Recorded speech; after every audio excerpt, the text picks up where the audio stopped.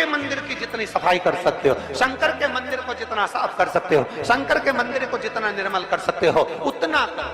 अपने मन में एक भाव बना लो, जैसे भगवान विष्णु ने एक भाव बनाया था, सावन के महीने में 108 कमल के पुष्प शंकर जी को दूंगा। पार्वती जी ने भाव बनाया था, श्रावण के महीने में शंकर जी को 2 लोटा जल समर्पित करूंगी। माता सती जो भगवान शंकर की अर्धांगिनी रही, उन्होंने भाव बनाया था, मेरे देवादिदेव महादेव को रिझाने के लिए मैं भगवान शंकर की 108 वृक्ष लता से स्नान कराऊंगी। ये अपने भीतर एक संकल्प अपने भीतर लेना है कि श्रावण के महीने में हमें शिव को कैसे रिझाना है, शंकर को कैसे प्रसन्न करना है, शंकर को कैसे प्रकट करना है, शंकर को कैसे प्राप्त करना है, शंकर को कैसे अपना बनाना है, शंकर को अपने करीब में कैसे लाना है, शिव को अपना कैसे बनाना है, यह अपने ऊपर निर्भर करना है।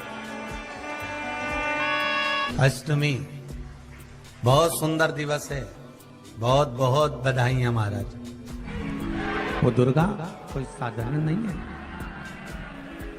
वो दुर्गा कोई सहज नहीं है। अष्टमी पर 1 बेलपत्र 3 शमी पत्र, आप कभी दिल से, कभी मौका मिले हृदय से अशोक सुंदरी वाली जगह का स्पर्श कर कर भगवान शंकर के शिवलिंग पर एक बार समर्पित कर कर देखना, और दूसरे वर्ष इंतजार करना कि तुम अष्टमी के दिन बाबा को शमी पत्र बेलपत्र दिया था, क्या बाबा ने तेरे घर में धन और वैभव दिया कि नहीं दिया।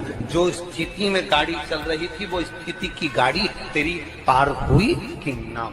आपके जीवन में ऐसा लगने लगे कि हाँ बहुत कष्ट है, कर्जा भी बढ़ गया, तकलीफें भी बढ़ गई, बहुत दुख भी बढ़ रहा है, कहीं परिवार सही नहीं चल रहा है, तो प्रयास करते रहा करो। हफ्ते में एक बार 1 चावल का दाना जल के पात्र में डाल लिया, 1 काली मिर्च जल के पात्र में डाल ली, और उस जल को ले गए, थोड़ा सा चंदन का छींटा डाल दिया, ले जाकर शिव जी को समर्पित कर दिया। शंकर को जल चढ़ाने के लिए 5 स्थान हैं जहां शिव को जल चढ़ाया जाता है, और शंकर उस जल को स्वीकार करते हैं, जिसको पंचगंगा कहा गया। 5 स्थान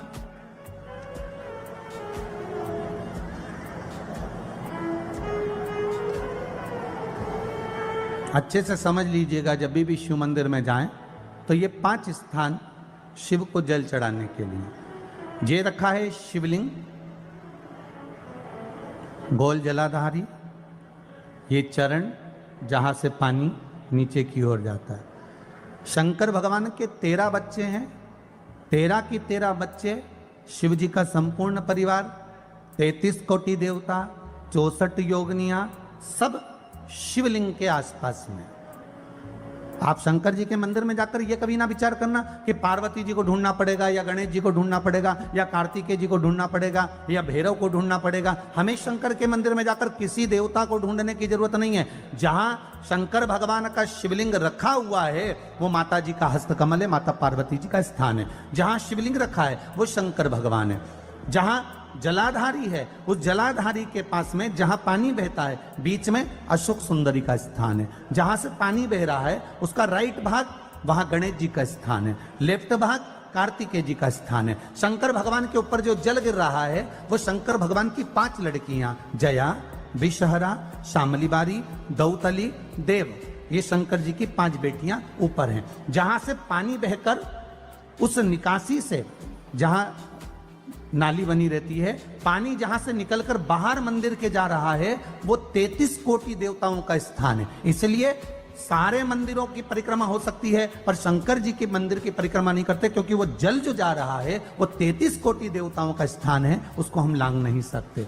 वो स्थान जल चढ़ाते समय आप इसका स्मरण रखें। पानी का जब पात्र लेकर जाते हैं मंदिर के अंदर, सबसे पहले शिव जी का जो जलाधारी है उसमें राइट भाग पर अपनी मनोकामना कर कर जल चढ़ाएं, फिर लेफ्ट भाग में चढ़ाएं रोग मुक्ति के लिए। अशोक सुंदरी की जगह पर चढ़ाएं, ये 3रा स्थान। 4था स्थान माता पार्वती जी का जो कटी भाग है जहां पर शिवलिंग रखा हुआ है, उस भाग पर जल चढ़ाएं, 4था भाग। 5वां भाग शंकर जी के ऊपर चढ़ाएं। ये 5 जगह पर जल क्रम वाइज चढ़ाएं। आप लोग जाते हो डायरेक्ट जाकर शंकर जी पे जल उंडेल करा जाते हो, सीधे गए और शिव जी पे जाकर आपने जल चढ़ा दिया। हमारे यहाँ शास्त्र कहता है जैसे अपन देवताओं की पूजन करते हैं तो पंडित जी सबसे पहले पूजन किसकी कराते हैं? जम के बोलो जरा। गणेश जी की।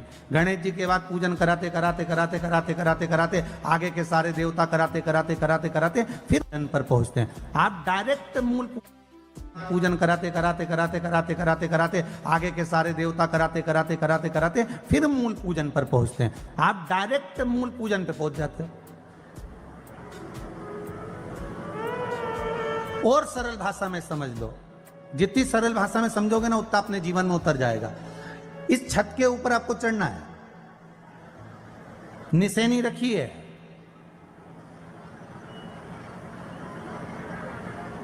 पाए लगे हुए हैं, आप कैसे चढ़ोगे? एक एक पाए पर पांव रखकर चढ़ोगे कि डायरेक्ट पहला पे रखोगे आखिरी पर? जम के बोलिए जरा।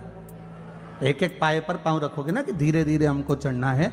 उसी तरह शिव मंदिर में पहुंचने के बाद पहला गणेश स्थान, कार्तिकेय स्थान, अशोक सुंदरी का स्थान। अशोक सुंदरी के स्थान पर जल क्यों चढ़ाया जाता है? क्योंकि